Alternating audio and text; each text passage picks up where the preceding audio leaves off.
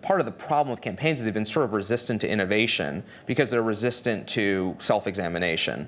And I had an inkling of this even well before the sort of period in 2009 where I came to understand some of these things, because I always liked the day after the election, the Wednesday morning, because I could call my sources on the campaign and they'd be a little more candid with me about what had happened because they didn't really have any secrets to protect anymore.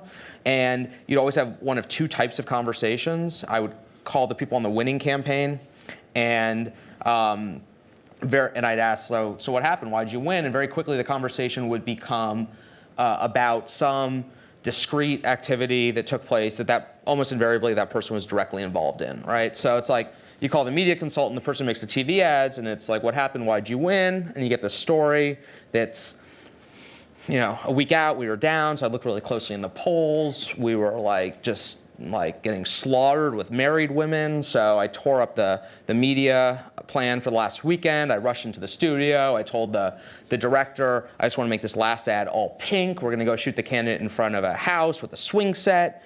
And we made the ad overnight. We pulled down all our other ads. We rushed it to the studio. For the last weekend, we just ran the pink house ad wall to wall. By election day, we closed the gap on married women. We squeezed it out. And then you call the communications director, the speechwriter, and you hear the story about that one line that they told in that radio debate that totally changed the terms of the conversation. And you go talk to the advance person who sets up the events, and you hear that 6 weeks out they made some brilliant decision to stop going to diners and only go to pumpkin patches. And by the end we'd killed it with the pumpkin patch vote. And you call the losing campaign and you say what happened? Why'd you lose? And all of a sudden it's the candidate sucked, she wouldn't raise any money, it was a horrible year to be a Democrat, the economy was bad, and you realize the campaign was incapable, nobody in the campaign was capable of honestly taking credit or attributing blame, and by extension had no way of learning from their successes or their failures.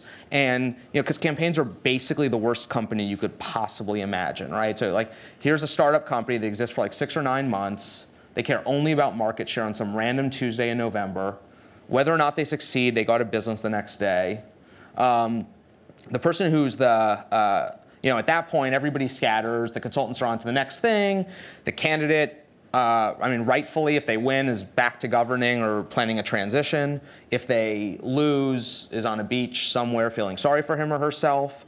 That the candidate who's the CEO or chairman of this business is always somebody who's either done it before, in which case they know everything and just going to do the same thing again with the same people, or they've never done it, in which case there is absolutely no good reason why, if you are a city council person or a justice of the peace, you should have any idea how to run a multi-million-dollar political marketing corporation when you first run for Congress.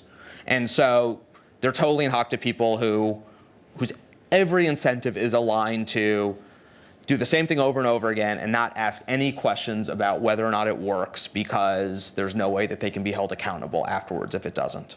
And they're looking to squeeze the most income out of the campaign. Yeah, and they're either competing. You got either one of two dynamics, which is equally unhealthy. So a campaign has a bunch of specialist consultants, and sometimes there's a general consultant who sort of runs the traffic among them. So you have the person who does the mail, and the person who does the phone, and the person who does the web ads, and the person who does the TV ads,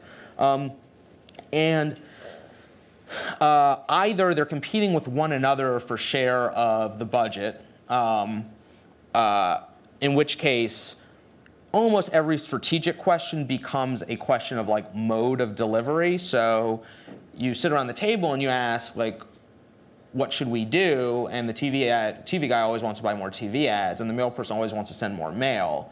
And so they basically always have to think that what they sell is the solution to whatever problem a campaign faces.